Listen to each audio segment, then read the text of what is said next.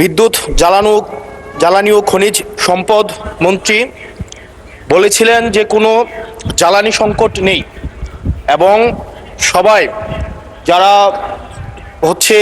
তেল সংগ্রহ করতে যাচ্ছে তারা যথাযথভাবে তাদের সেবা স্থান থেকে পাচ্ছে।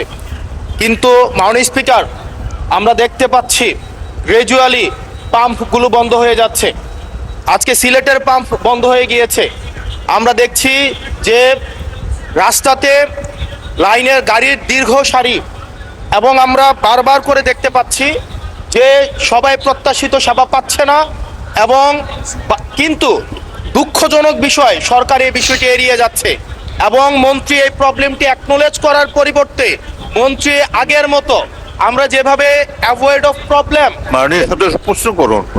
যেভাবে আমরা অ্যাভয়েড করে যেতাম, মন্ত্রীদের মধ্যে এক ধরনের প্রবণতা দেখা যাচ্ছে যে তারা প্রবলেম অ্যাভয়েড করছে। আমার মন্ত্রী মহোদয়ের কাছে প্রশ্ন, উনি কি দেখতে পাচ্ছেন না যে গাড়ির দীর্ঘ সারি এবং গ্র্যাজুয়ালি যে পাম্পগুলো বন্ধ হয়ে যাচ্ছে, সেবা কার্যক্রম বিঘ্নিত হচ্ছে, স্কুল বন্ধ হয়ে যাচ্ছে? সেই জায়গাতে উনি কবে নাগাদ এই সমস্যাগুলোর যথাযথভাবে উনি সমাধান দিবে এবং উনি প্রবলেমটি অ্যাকনোলেজ করবেন কিনা? ধন্যবাদ মাননীয় স্পিকার। মাননীয় মন্ত্রী। স্পিকার, আমরা প্রতিটি পাম্পে যে পরিমাণ তেল প্রতিদিন দেওয়ার কথা সেই পরিমাণ তেল আমাদের পাম্পগুলোতে সাপ্লাই করা হচ্ছে, কিন্তু ইরান ঘটনার পর থেকে হঠাৎ করে বিক্রি বেড়ে গেছে। বিক্রি বাড়া যাওয়ার ফলে যে পেট্রোল পাম্পে যে পরিমাণে তেল দিতাম একদিন দেড় দিন লাগতো বিক্রি করতে, এখন 2 ঘন্টায় শেষ হয়ে যায়।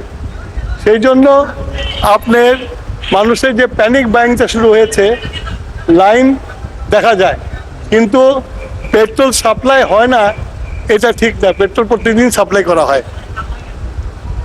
ধন্যবাদ মাননীয় স্পিকার।